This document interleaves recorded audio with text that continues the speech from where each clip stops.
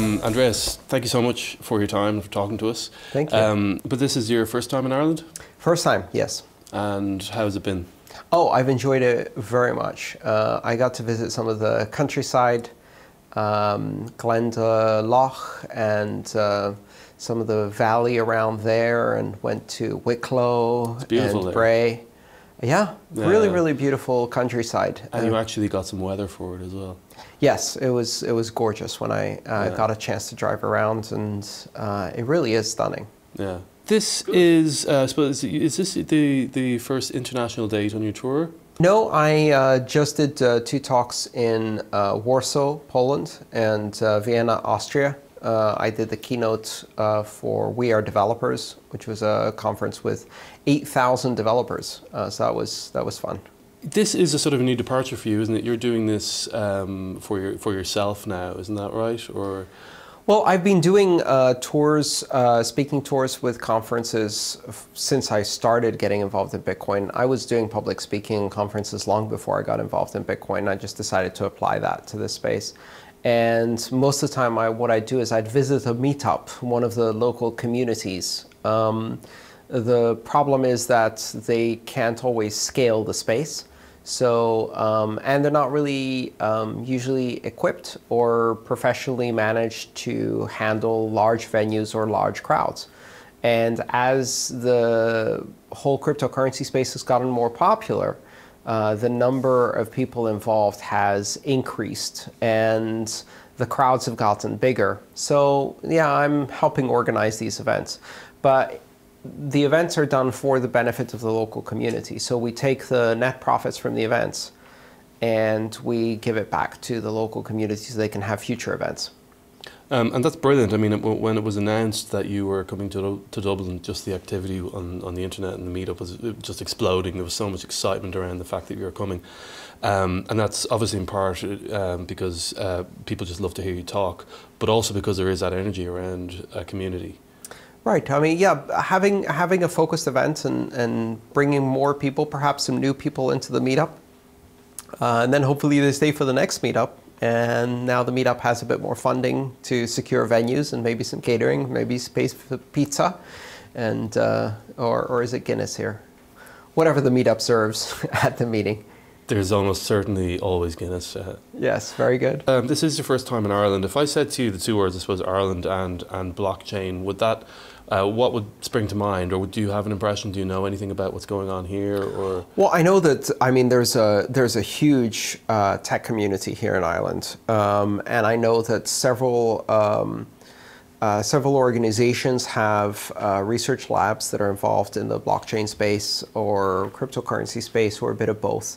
And for years now, I've heard about various activities happening in Ireland. There's also a lot of Irish developers involved in open source projects, so collaborative community software development. So it's a lot of exciting things. Lately, though, what I've heard is that the banks have managed to pretty much run an embargo on cryptocurrency companies. And the regulators have allowed them to engage in this very anti-competitive behavior and get away with it. So under the guise of de-risking, they're pushing cryptocurrency companies out of the banking system in Ireland, which doesn't make much sense for a couple of reasons. One, because of the European Union, they can just move to having a bank account in Switzerland, where they'll be welcomed with open arms. Really, it's like this blatant anti-competitive behavior, and I really wish the regulators would do their job. Well, that is key, I suppose. The regulators, we still don't know what's coming down the line in terms of regulation, and there's a lot of a lot of governments are talking about they're issuing guidelines or they're starting the conversation about regulation. But the government is, whatever happens, the government is going to play a crucial role in the next stage of blockchain development. Not really. No? No, I don't think so. The government doesn't innovate, it follows. And what's crucial in the blockchain space and in the cryptocurrency space, especially with open blockchains, is the technical innovation that is not just continuing to happen, but accelerating. This is not something that happened in 2009 and now is just being applied. it's continuing to evolve, and the amount of innovation that's happening in the space is accelerating. Government doesn't have the ability to even keep up with this level of innovation, just like government is an afterthought on the internet.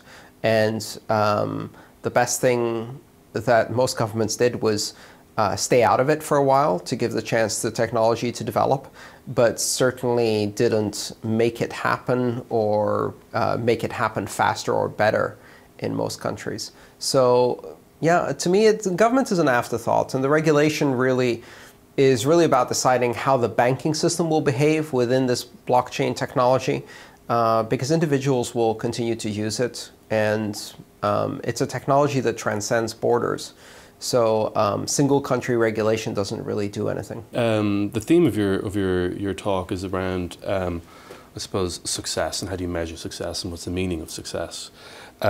We are starting to see the beginnings of a mass adoption. Maybe. Certainly, we've seen a lot of the big sort of tech giants, internet, or like large companies come out. We've seen mass attention.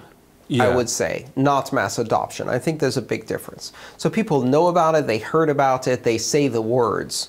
They'll say Bitcoin, blockchain, cryptocurrency. They're not actually using any of it, right? The number of people using this technology is still very, very, very small. And that's okay. Not that many people need this technology. It's a very interesting and weird technology, but we're not at mass adoption. Yeah, but there is a lot of people talking about it. There is... I suppose there's quite a bit of hype at the moment. People are just saying, oh, blockchain for everything, and then thinking about it afterwards. Right. To come back to, I suppose what we're all interested in really are the potential of blockchain and these principles that you spoke of. How do we protect those principles? If it's not up to the government, whose responsibility is it? Well, mostly the technology itself protects itself. One of the interesting things about this technology is that it decentralizes power in such a way that it's very difficult to change the fundamental technology without getting overwhelming majority support to make changes. If you try to make changes to it without having an overwhelming majority support, all you end up with is forking the project and ending up with a copy of it, and you don't change the original. So this technology resists change unless that change has overwhelming support, which is one of its very interesting attributes, which we haven't seen before.